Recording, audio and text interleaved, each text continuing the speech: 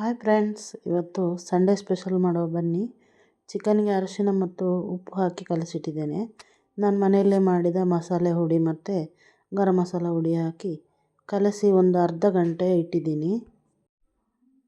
ಈಗ ಒಂದು ಬಾಣಲೆಗೆ ಚಕ್ಕೆ, ಲವಂಗ ಎಲ್ಲ ಹಾಕಿ, ದಾಲ್ಚಿನ್ನಿ, ಬಿರಿಯಾನಿ ಎಲೆ ಹಾಕಿ ಒಂದು 4ರಿಂದ 5 ದೊಡ್ಡ ನೀರುಳ್ಳಿ, ಕರಿಬೇವು ಸೊಪ್ಪು, ಕೊತ್ತಂಬರಿ ಸೊಪ್ಪು ಹಾಕಿ ಎಣ್ಣೆ ಹಾಕಿ ಚೆನ್ನಾಗಿ ಬಾಡಿಸಿ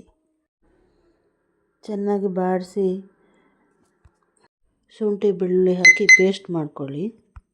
ಇಲ್ಲಿ ಮತ್ತೆ ಬಾಣಲೆಗೆ ಸಣ್ಣ ನೀರುಳ್ಳಿ ಹಾಕಿದ್ದೀನಿ, ಟೊಮೆಟೊ, ಕಾಯಿಮೆಣಸು, ಶುಂಠಿ ಬೆಳ್ಳುಳ್ಳಿ ಸಣ್ಣದಾಗಿ ಹೆಚ್ಚಿದ್ದು, ಕೊತ್ತಂಬರಿ ಸೊಪ್ಪು, ಕರಿಬೇವು ಸೊಪ್ಪು ಎಲ್ಲ ಹಾಕಿ ಚೆನ್ನಾಗಿ ಬಾಡಿಸಿ, ಈಗ ಕಲಸಿಟ್ಟಿದ್ದ ಚಿಕನ್ ಹಾಕಿ ಚೆನ್ನಾಗಿ ತಿರುಗಿಸಿ, ನೀರುಳ್ಳಿ ಪೇಸ್ಟನ್ನು ಅರ್ಧದಷ್ಟು ಹಾಕಿ ಕಲಸಿ ಮುಚ್ಚಿ ಇಡಬೇಕು. ಈಗ ಅದು ನೀರು ಬಿಡ್ತಾ ಇದೆ ನೋಡಿ, ನಾನು ನೀರೇ ಹಾಕಿಲ್ಲ. ಉಪ್ಪು ಖಾರ ಎಲ್ಲ ಮೊದಲೇ ಸೇರಿಸಿ ಕಲಸಿಟ್ಟಿದ್ರಿಂದ ಈಗ ಬೇರೇನು ಹಾಕಬೇಕಾಗಿಲ್ಲ. ಈಗ ಚೆನ್ನಾಗಿ ಕಾಯಿ ತುರಿ ಮತ್ತು ಕೊತ್ತಂಬರಿ ಸೊಪ್ಪು ಹಾಕಿದರೆ ಚಿಕನ್ ರೆಡಿ. ಈಗ ಚಿಕನ್ ಸಾರಿಗೆ ಮಣ್ಣಿನ ಪಾತ್ರೆ ಇಟ್ಟಿದ್ದೀನಿ. ಇದರಲ್ಲಿ ಚಿಕನ್ ಹಾಕಿ ಅರಿಶಿನ ಮತ್ತು ಉಪ್ಪು ಹಾಕಿ ಸ್ವಲ್ಪ ಹೊತ್ತು ತಿರುಗಿಸಿ, ನಂತರ ಖಾರದ ಹುಡಿ, ಗರಂ ಮಸಾಲ ಹುಡಿ ಹಾಕಿ ಸ್ವಲ್ಪ ನೀರು ಹಾಕಿ ಬೇಯಲಿ. ಈಗ ಒಂದು 2-3 ನಿಮಿಷ ಬೆಂದ ಮೇಲೆ ಉಳಿದ ನೀರುಳ್ಳಿ ಪೇಸ್ಟನ್ನು ಹಾಕಿ ಬೇಯಲಿ.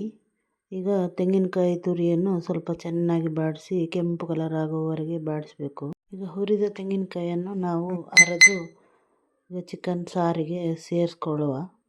ನಾನು ಸ್ವಲ್ಪ ನೀರಲ್ಲಿ ಜಾಸ್ತಿಯೇ ಹಾಕಿದ್ದೇನೆ, ಯಾಕಂದರೆ ನಮ್ಮ ಮನೆಯಲ್ಲಿ ಯಾವಾಗಲೂ ಚಿಕನ್ ಮಾಡುವಾಗ ಕೋರಿ ರೊಟ್ಟಿ ತರ್ತಾರೆ. ಈಚೆ ಉಡುಪಿ, ಮಂಗಳೂರು, ದಕ್ಷಿಣ ಕನ್ನಡದ ಕಡೆ ಎಲ್ಲ ಕೋರಿ ರೊಟ್ಟಿ ಅಂದರೆ ತುಂಬ ಫೇಮಸ್.